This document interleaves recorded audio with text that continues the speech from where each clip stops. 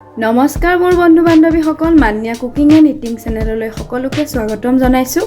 আৰু আজি বনাম কাচকলৰ বাকলিৰ চাটনি।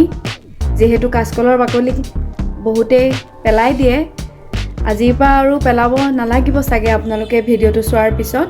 আৰু এই ভিডিঅ'টো চাই কেনে পালে মোক শেষত জনাবলৈ নাপাহৰিব। ধন্যবাদ।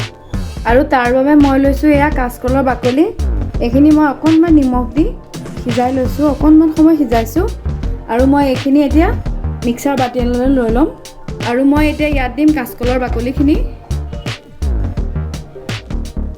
আৰু কেইটামান দিম পদুনাৰ পাত, আৰু দিম কেইফুটামান নহৰু, আৰু দিম এটুকুৰা আদা, আৰু দিম কেঁচা জলকীয়া দুটা, এনেধৰণে টুকুৰা কৰি লৈছোঁ।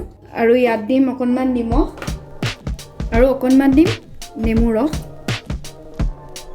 আৰু এইখিনি মই এতিয়া মিক্স কৰি ল'ম। একেবাৰে সহজ আৰু খাই বৰ টেষ্টি লাগে। আমি যিহেতু কাচকলৰ বাকলি পেলাই দিওঁ নহয় জানো, তো এনেকৈ চাটনিকণ বনাই চাবচোন। আৰু আহক মই এতিয়া পিচি ল'ম। আৰু এয়া মই ৰেডি কৰি পেলালোঁ কাচকলৰ বাকলি চাটনি। আৰু যিসকলে কাচকলৰ বাকলি পেলাই দিয়ে তেওঁলোকে এনেধৰণে চাটনি বনাই ঘৰতে চাবচোন। আৰু মোৰ ভিডিঅ'টো চাই কেনে পালে আপোনালোকে কমেণ্ট কৰি জনাব। আৰু যদি ভাল পালে এটা লাইক কৰিব। আৰু চেনেলটো যদি যিসকলে ছাবস্ক্ৰাইব কৰা নাই তেওঁলোকেও মোৰ চেনেলটো ছাবস্ক্ৰাইব কৰি দিব বুলি আশা কৰিলোঁ। ধন্যবাদ।